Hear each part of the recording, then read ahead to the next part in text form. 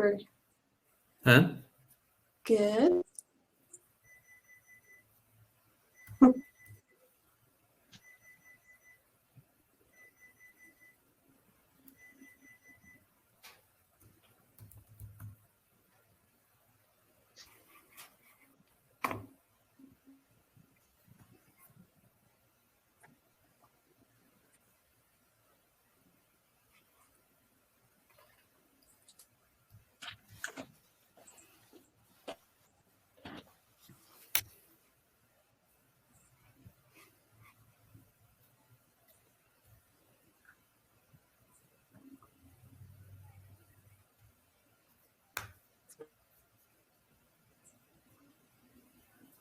You ready, Chad? I'm ready. Okay.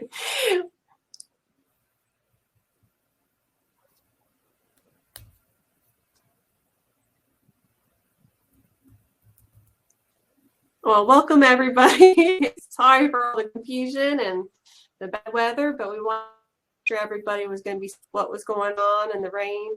So glad you guys were able to join online.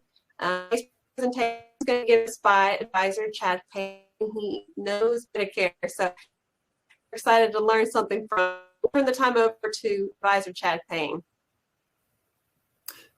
Good evening. This is Chad Payne. Sorry I'm not able to see your smiling faces in front of me, but wanted to make sure we get this information out to everyone that wants it. Also, it'll be on video, so we can you can access it later if you don't get a chance to tune in right now. So we're going to be looking at the ABCs and Ds of Medicare. Done this presentation several times over the years. I'm just trying to update it and make sure that anybody that needs this information can get it. And certainly, you can certainly call me and ask some specific questions about your situation. Here's our normal disclosures. They're always a lot of fun to read there. You can always go back and look at those, but just talks about our firm and what we can and can't do legally. So Medicare, a lot of folks tuning in may already be on it. Some of the folks may be getting near it, but the game changes a little bit when you get to Medicare eligibility. It's kind of overwhelming for a lot of people. So I wanted to try to help weed through some of the things here. Generally, people that are Medicare eligible, though, are people that are 65 or older. If you're under 65 with certain disabilities, you may qualify as well. Generally, if you become disabled federally after 24 months of being on disability, you also would be Medicare eligible. Other people that will qualify would be people with end-stage renal disease, kidney failure, that sort of thing. That happens automatically if you get to that point. History of Medicare was set up in 1965 and has been sort of evolving ever since.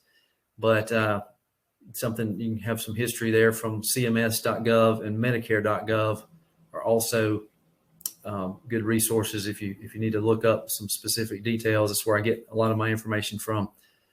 I had on here, this was a little bit dated. The recipients received new Medicare cards. In the last couple of years, everyone started out generally with their social security number as well as a letter behind those numbers. And they changed that to just some random numbers and letters as a security measure a few years ago, which I think is a good move. Okay, so original Medicare. If you have the original Medicare A and or B, we'll get to the B, what that covers in a minute. But Part A, think of it as your hospitalization. Generally, beneficiaries will have to pay out-of-pocket costs if they don't have some sort of a supplement or some kind of something to go along with Medicare. $1,600 annual deductible for your first 60 days in the hospital is what it's going to. These are all 2023 numbers we're looking at. So if you have only Medicare A and B, you'd be responsible for $1,600 when you enter the hospital. Then after that, after the 61 through 90 days, you'd be $400 per day of coinsurance. There's certainly long hospital stays, but we did see through COVID where unfortunately people had to stay in the hospital for a long, long time. After the 90 days are up, you get $800 per day co-insurance from that point forward, and all costs for days 150 and beyond.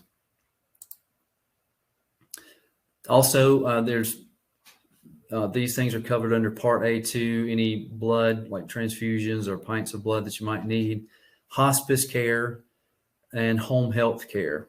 And those are typically covered very well. In most cases, 100% for those two items. Skilled nursing and rehab after a hospital stay is usually $0 additional for up to 20 days. That's why you'll see a lot of people, they'll go to a rehab facility after a hospital stay to try to transition to go back home. And once they get to 20 days, they usually end up going back home whether they're ready or not, because an additional $200 a day will kick in after that. Then inpatient psychiatric care is also covered. There's a lifetime maximum of 190 days. It's basically covered in the same manner that the hospitalization is covered. And again, in red down at the bottom, Part A does not cover long-term care. Really, nothing in Medicare does. It does cover this short-term return back to home in the skilled nursing facility, but nothing really for long-term care, nursing home type facilities for long-term. Okay, so switch to Part B, as in boy. Generally, that's going to be what hopefully most people use it more for. It's going to be medically necessary physicians and other healthcare professional services, going to the doctor's office, having outpatient procedures, those types of things that hopefully have done probably more often than actually a hospital stay. Think of CAT scans, MRIs, those types of things, any types of tests done in doctor's offices or outpatient procedures, even a lot of surgeries that are outpatient. So typically, if you just have Part B, you pay a small deductible. For next year, it's $226 for 2023, and then you're going to pay 20% co-insurance after that deductible is met. Medicare will pay 80%. There is no maximum that if you just have, again, Part A and Part B, there's no maximum for that 20%.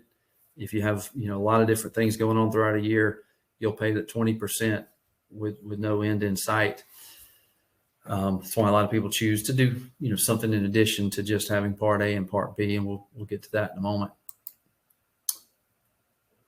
So entitlements for Part A and Part B, typically at age 65, as we mentioned earlier, is when you become eligible.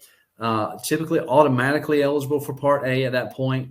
That's from working and paying into the Medicare system.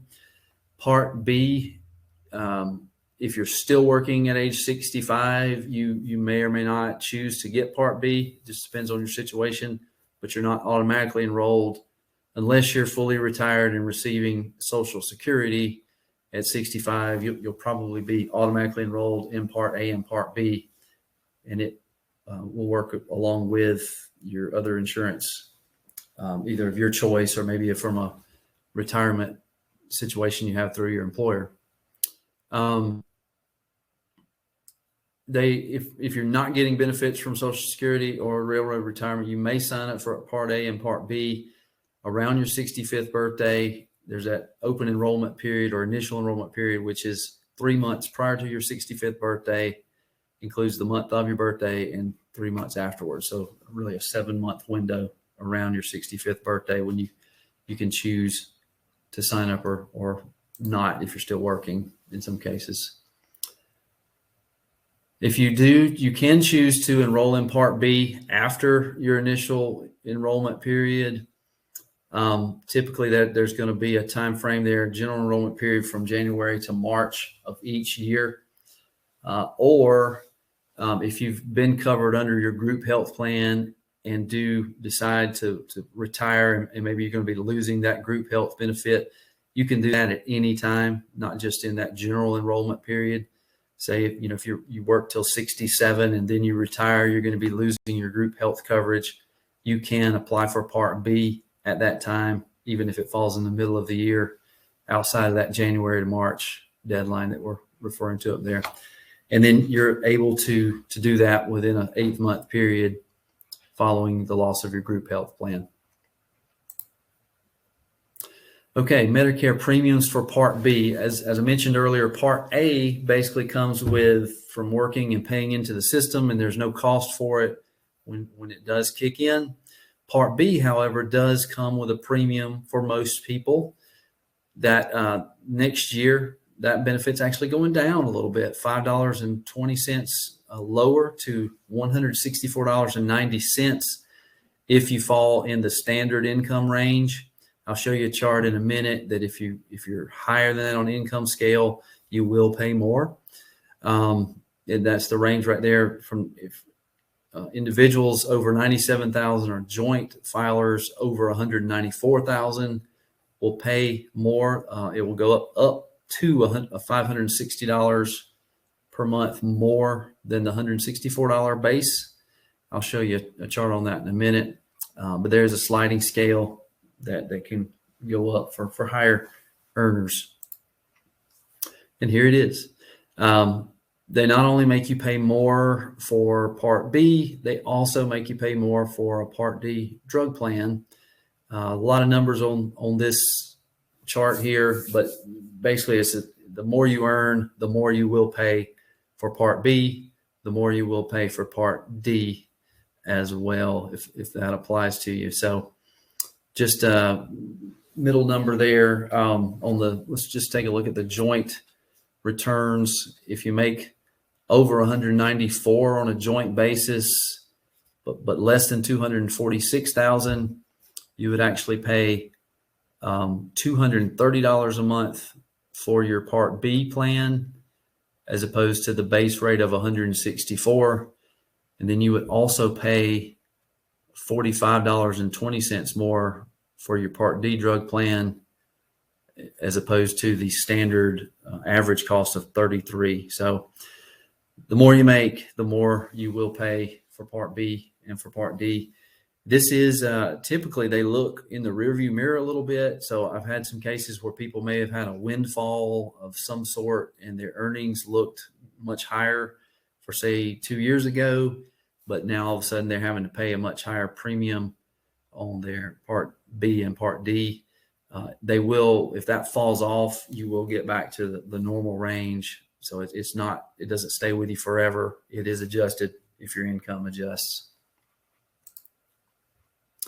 Okay, so we're going to look at, we've looked at the base original Medicare Parts A and Part B. Now we're going to look at some of different ways that you can supplement or add to these types of your base coverages here. Some of you out there have your federal government plans that go along with Medicare and work in essence as a supplement. These are going to be more focused on what you can buy on the outside. Some of the things you're seeing right now with a lot of commercials from Humana and other celebrity spokespeople. One of the main ones you're seeing on that front is this Medicare Part C. It's not very much known as Part C. It's mostly known as Medicare Advantage plans. So those, if you watch commercials right now, it looks like the best thing since sliced bread. They show a lot of different services and things that are offered there, low premiums, a lot of extra services that Medicare don't offer. Those actually have been getting more and more attention. A lot of plans have beefed up those areas, but you got to be careful when you start looking at those. Sometimes they're not available in your area. Sometimes they may not be available for your specific situation, but they do sound really good in commercials. So just remember, there's usually a hook in that bait. Someone's trying to sell you something. But Part C, Medicare Advantage plans, they've got to cover all of Part A and Part B services, generally at least as good as or better than original Medicare Part A and Part B. It is a private company administering your Part A and Part B. You will, if you choose to go this route, you'll get a card that you would show at doctor hospitals, and you won't really show your Medicare red, white, and blue card anymore if you have one of these. They come in a variety of forms. The Health Maintenance Organization, or HMO, that you would have a network of physicians and facilities that you would go to, and you would get the best benefits if you go to those network physicians. Typically, if you go to most HMO plans, if you go outside of the network, you're going to have very little coverage, if any coverage. You want to stay in the HMOs network if at all possible. A lot of these plans, Medicare Advantage plans, also include a Part D drug plan. So you'll see them called Medicare Advantage and drug plan, or in Part D drugs. So that's another thing, you can conveniently wrap them up all in one. The other some other types of network driven plans under this category are PPOs. Usually there is a network you can go to and receive care for the lowest possible cost. But usually if you go out of network, you still can do that and maybe just pay a little bit higher cost. Some plans actually have in and out of network benefits that are almost identical, which is nice for flexibility. Private fee-for-service plans, we haven't seen them as much lately around in our area. I think there are still some areas where these are popular, but they usually offer the most flexibility to see physicians and go to facilities. They just basically have to agree to accept the plan's billing, and they can kind of do it on a case-by-case basis. But once they agree to it, they have to stick to the billing. They can, in some cases, balance bill you for the difference in what they charge versus what this private fee-for-service plan would pay. We've seen a really going away from these and going more to PPO and HMO route. There are some others. There's special needs plans, SNPs, where they're either for chronic conditions or possibly for people that are dual enrolled with Medicare and Medicaid. These have become more and more popular as well. Typically, you have some really good benefits in these packages, and some extra benefits for people that fit these categories. The chronic condition plans generally are going to be for something maybe diabetes or heart related, where the plan is actually geared toward helping people manage their chronic condition and do really well paying for medications related to those types of chronic conditions. And then the same way with the dual enrolled or Medicare and Medicaid, they work along with Medicaid to provide really low cost services for the client would have to pay very low cost for the services they get. There's also medical savings account plans, which don't have Part Ds built into them. They can't by law. It's more or less like a savings account that you can pay the first out-of-pocket dollars with, and then if you go over and above that, it would be all on you. These are popular in certain areas, but they're not available in as many areas as the other ones, HMOs, PPOs, and the special needs plans. There are also some employer or union group plans out there that maybe a large employer, when they have a large base of retirees, they've actually gone out and partnered with a Humana or a Blue Cross Blue Shield to build some sort of Medicare Advantage just for their retirees. The state of Georgia has actually done that with the teachers' retirement system. They have a couple of really good and robust plans that are available through for Medicare Advantage just to their retirees. You can't buy them on the street. So do see some of those out there. So Medicare Advantage eligibility is pretty simple. It's individuals who are entitled to benefits under Part A and enrolled under Part B are eligible for Medicare Advantage plan. Because if you'll remember, I mentioned that it's basically a private company administering your Part A and Part B. So typically you'd have to have or be at least be entitled and enrolled in Part B in order to get that.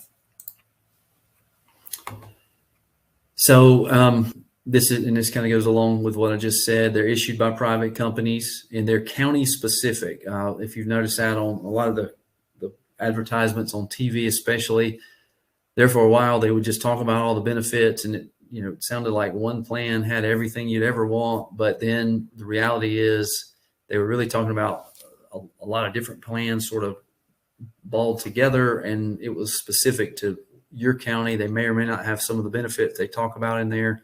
So now a lot of times they're now saying, hey, call and check your zip code to see what's available in your area. So that's why that's very important to know what's available.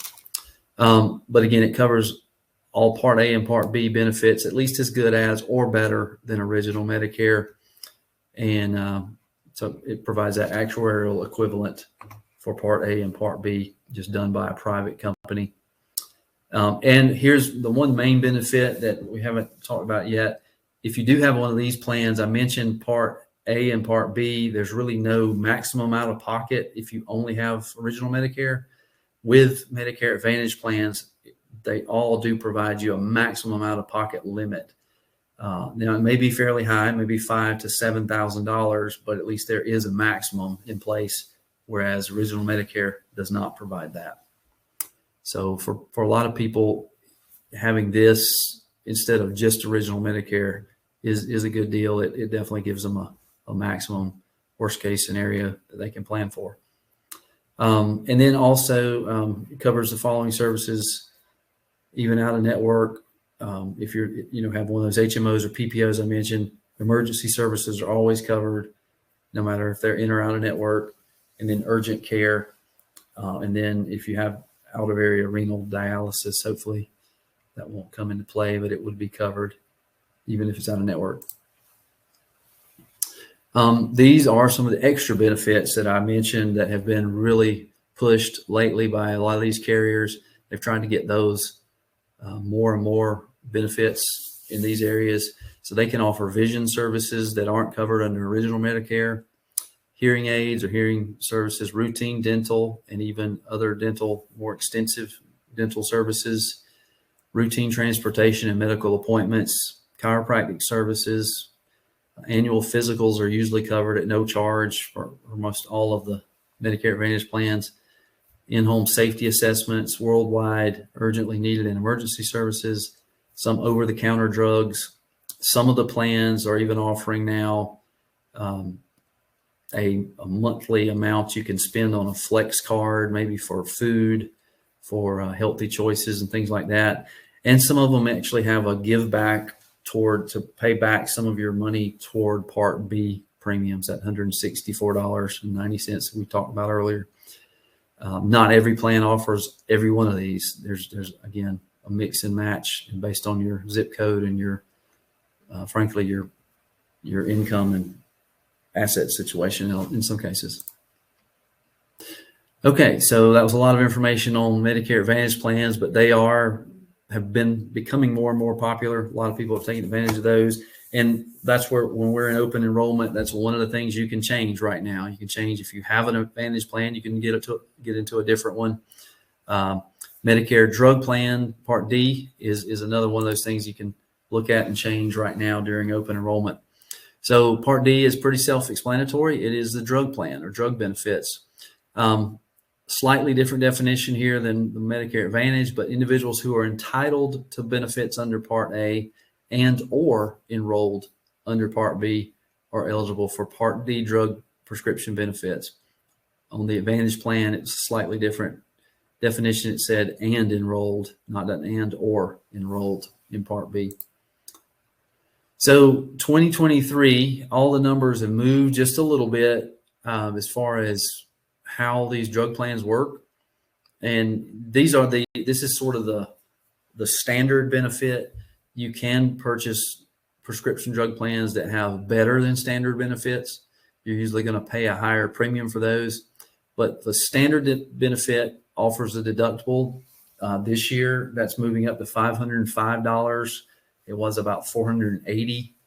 So a standard benefit's $505. So you pay the first $505. If generally, a lot of that's going to come into play if you have a brand name drug. A lot of the carriers offer tier 1 and 2 generics. You don't have to meet the deductible. You'll get benefits from day one with those. But if you do have something you have to meet a deductible, it's $505. Then typically you're going to pay 25% of the cost, or that could come in the form of a flat copay. And sometimes that flat copay is less than 25% of the cost. That's going to be your initial drug or your initial coverage period until you get to $4,660 of total cost for prescriptions. So, that sounds like a lot, but if you get a few of these medications that are really expensive, $500 plus per month, you can run through that, in the course of a year. If you do, you get in what's known as the coverage gap or the donut hole. Now, technically that has been closed since 2020. So you go to the 25% of the cost. So if you, in a scenario where you had a flat copay while you're in the initial coverage section, once you get to the coverage gap, more than likely that's going to go to a 25% of your cost. And that's probably going to be more than the copay you were paying before. So even though it's technically, there is no more donut hole or the coverage is the same, you probably will pay more when you get in the donut hole than you did in the initial coverage period. So if you get all the way up to the true out-of-pocket costs, they're true of $7,400 in that donut hole or through all the coverages to that point, you get into the catastrophic coverage and you'll only pay 5% or a cap of $4.15 for generics or $10.35 for all other drugs. The catastrophic coverage can kick in there. So that's good news, bad news. Your pricing and your costs go down, but you've spent a whole lot of money to get to that point, unfortunately. So for a lot of you, this is not a big deal. If you got just a handful of generics, you can maybe even stay away from that deductible and just have that initial coverage period all year long with low to no costs. But if you do have some high cost brand name drugs, you can definitely get into that coverage gap and possibly even the catastrophic.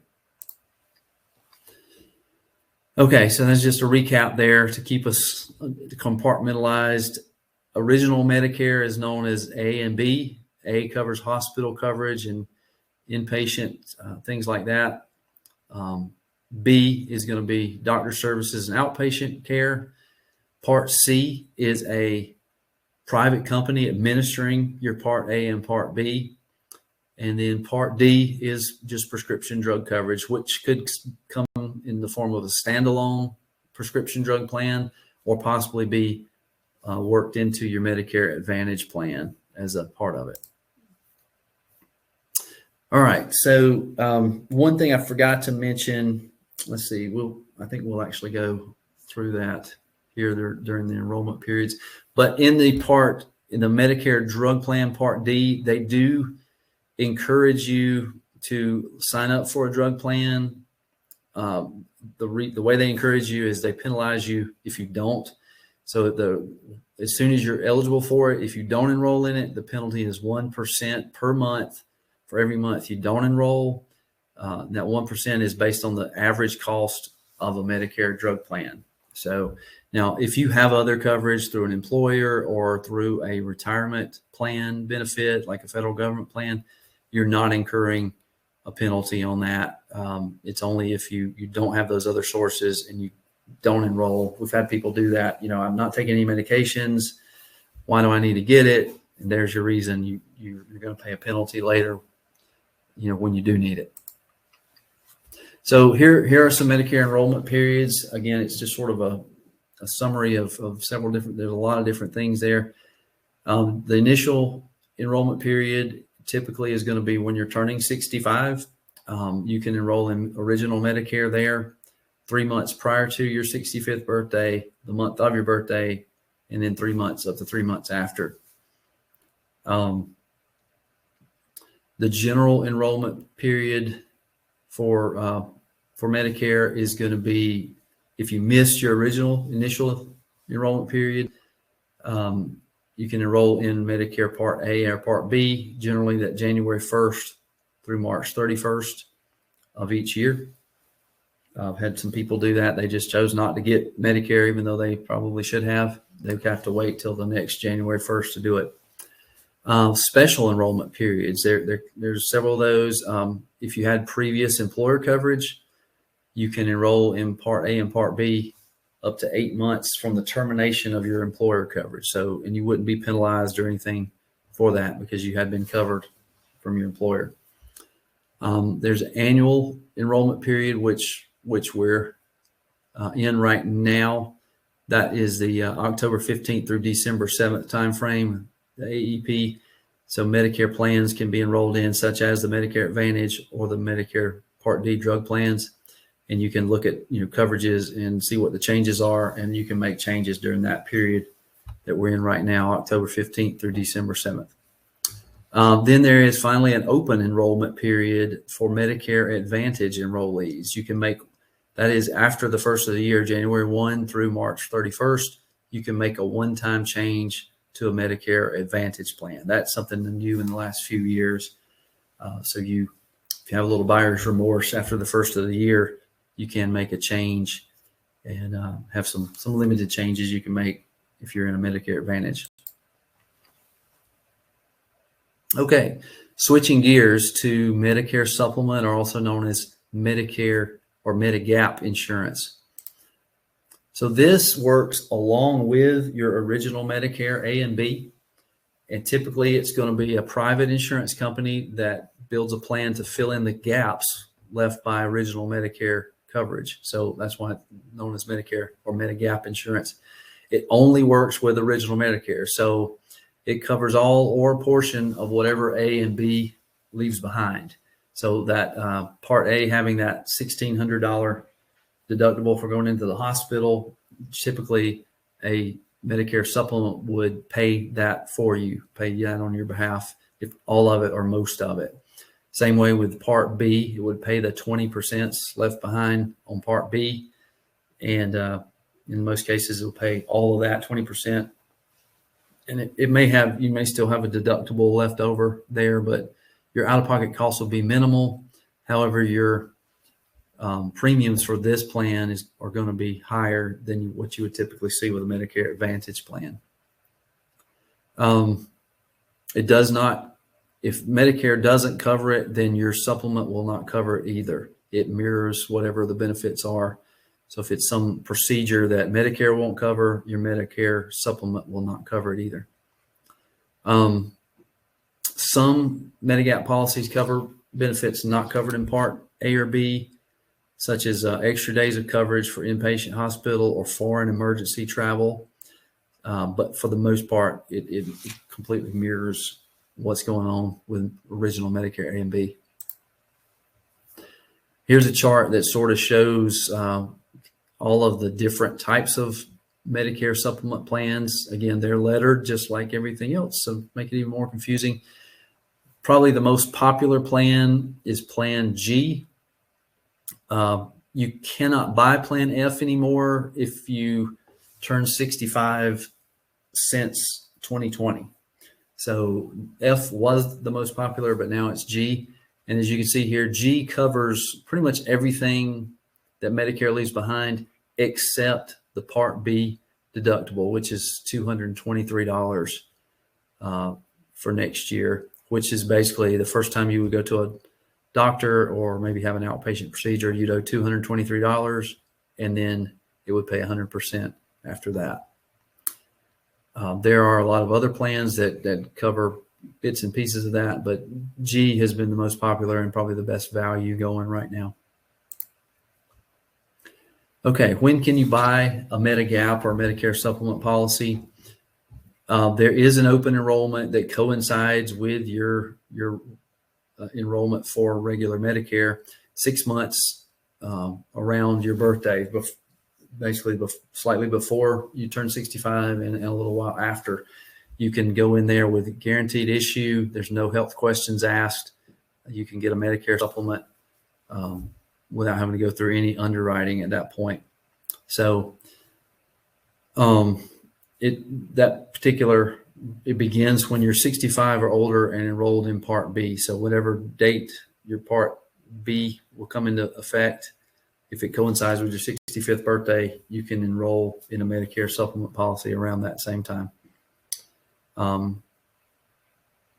It can't be changed or replaced. Basically, as long as you pay your premium, they can't kick you out of a supplement policy if you bought one. And you can stop paying your premium and you can cancel it, but they can't cancel on you just based on your medical history or how much you might use it. Technically, you can buy, after your open enrollment is over, you can buy a Medigap policy anytime, as long as the insurance company will sell you one. or in other words, as long as you can pass underwriting.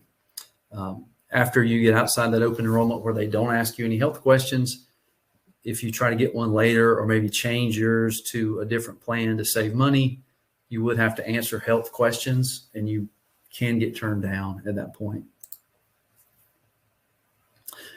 So there's also a guarantee issue period. Let's see. If you've, this comes into play on some scenarios. If you did join a Medicare Advantage plan, if it doesn't renew, say, you have a Humana plan and they're pulling it out of your area, have a Humana Medicare Advantage, and it's no longer going to be available next year, you could actually come into a Medicare supplement plan and at a guarantee issue without those health questions I mentioned, even after you're outside of your open enrollment period.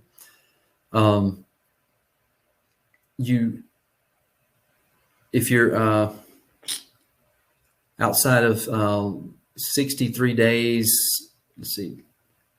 Okay, that time period lasts 60 days before 63 days after your coverage ends. So you have a window to do that. Once that plan stops being offered, you have a window to do it, or you may miss it there. If you're under 65, you may not be able to buy a Medigap policy until you turn 65. Technically, if you're under 65 and on Medicare, you probably are on disability for some reason. Most companies offer a Medicare supplement policy for people under 65, but they're very unaffordable. They're like 10 times the cost of one for a 65-year-old. So I think they technically have to offer it, but they don't have to offer it at an affordable price. So each state varies a little bit on some of the rules on those guarantee issue situations as well. All right. So let's see what's new for 2023. I didn't mention earlier, but I know a lot of you have seen this. The Social Security, the amounts you get in your Social Security are going to go up over 8% starting in 2023. It's trying to keep pace with inflation, which is, it's good and bad. You're getting a raise, most significant one in years, but it's because everything else has gone up too. So, but that is definitely good news for a lot of people. The other good news is the Medicare Part B premium, I've referenced this already, is going down $5.20 a month. So in years past, any Social Security raises seem to be getting eat up by costs going up in Medicare premiums. But this year you're getting the best of both worlds, more in from Social Security and less out of it from Medicare Part B. So that's good. On the Medicare Advantage front, there are a lot of more increase in telehealth services that are being offered there. The pandemic sort of forced a lot of people to go that route, and they've realized, hey, this works pretty good. I can see a virtual doctor for a lot of things and not have to go make an appointment. It's cost saving measures for a lot of people. It's more convenient in some cases. So a lot of people are pushing that to continue on, even with the pandemic kind of in our rearview mirror. Medicare Advantage plans, generally their costs have gone down. A lot of zero cost plans out there, and there's a lot of plan options. I was looking, recently there's probably in the Bibb County area, there's 50 or more Medicare Advantage plans available. Some other outlying counties, 30s and 40s. So there's, that's good for the consumer when there's more options. It does make it more confusing too, but, we've also seen a rise in an increase in extra benefits available through these Medicare Advantage plans, like the dental, vision, the hearing, even that Part B give back that we talked about. And this started a couple of years ago, but it's continued there that many plans are offering insulin for no more than $35 a month. And federal government's put a cap on that. Not every plan does it, but there are a lot of plans out there. So if you're in a situation where you use insulin, definitely need to look for a plan that helps you out like that, because that stuff can really be expensive. All right. We're here at the end of our program, and you may feel like this cat right here. A lot of information, lots being thrown out there. I've talked on a lot of different subjects, and it's hard to kind of keep them all straight. But certainly if you have questions about your specific situation, I would be more than happy to talk with you one-on-one. You can give me a call If we need to set up an appointment, we certainly can, and we'll definitely offer my services to explain more about it. And if you need to make any changes or enroll in something, I'm here for that as well. All right, so just one last little overview to kind of help you visualize and compartmentalize all these things here. So when you get to nearing the Medicare eligibility age, these are some of the things you want to look at. Decide how you want to get your coverage. Do you want to stay with original Medicare, or do you want to look at a private company administering your Medicare? If you go with original Medicare, you'll stay on the left side of our screen there with original Medicare Parts A and Part B. Typically, you would want to add a drug benefit to go along with that, or you may face a penalty depending on your situation. So they encourage you to do that. Those drug plans, $7 and up is kind of what they are right now. So even if you're not taking any medications, to get a $7 plan to mark your spot and not be penalized is probably a good deal. Also, you could get at a Medicare or Medigap, Medicare supplement insurance plan to go along with that to fill in the gaps left behind from Part A and Part B. So on that left side, that's going to be your Medicare supplement premiums will be generally much higher than your Medicare Advantage premiums, but that's really your only cost. You won't have any surprises with, $1,000 here or $500 there. It'll be your premium and not a whole lot else when it comes to medical. So if you decide to go the other way, the Medicare Advantage route on the right, that's where the HMOs or the PPOs are the most popular types of plans. They do combine generally Part A, Part B, and most of the time Part D drug plans all in one plan. So it makes it convenient, one wrapper. Over on the left side, you end up with about 3 different cards. On the right side, you end up with one card to show your doctor or hospital, to show your pharmacy. You show them just one card. And again, it has the coverage that's at least as good as or better than Part A and B by itself. You also have the prescription drug coverage included in most plans, and you would have those copays and those out of pockets that we mentioned earlier. So one way, certainly the Medicare Advantage plans, a lot of those are zero cost. You pay your Part B premium that we said is $164 for most people, but then no additional monthly costs. But then you will pay as you use it. You pay copays for your doctor, copays for services that you get, medical, and have that out-of-pocket maximum. Even if you had to, be in the hospital, things like that, you'd have extra costs, but there is a max on that. So 2 different ways to, I don't know that there's not a right way and a wrong way. They're just 2 different ways of covering it. So good conversations to have if you're in those positions, looking at making a change or needing to enroll for the first time. Again, be glad to talk with you anytime you would like to do that. So that does it for my presentation. Again, give me a call if you have questions or want some one-on-one consultation about your situation. Hope you guys have a great day and stay safe. Hey, Chad, we did have one question. Someone wanted to know what the premiums were for Part D. If you could go mention those again. Okay. For Part D drug plan, the lowest cost in Georgia right now is just a little over $7. And they go up all the way to about $90 per month. The $90 plan doesn't always provide you that much better coverage than the low cost plan. It just really depends on what your medications are and sometimes which pharmacy you use. I usually use the Medicare.gov site to plug in medications to see which plan covers your medications the best at the pharmacy that you use. Thank you, Chad. Does anybody else have any questions before I know it takes a sec to show up on our end.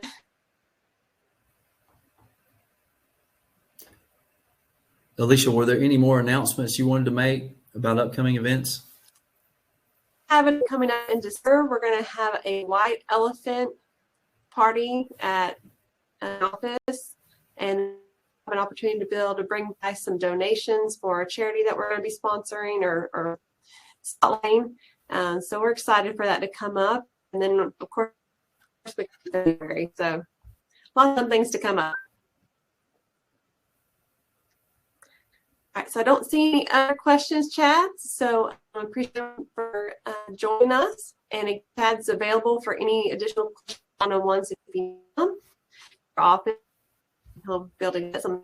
So appreciate everyone signing on, and have a wonderful evening. Bye. Bye-bye.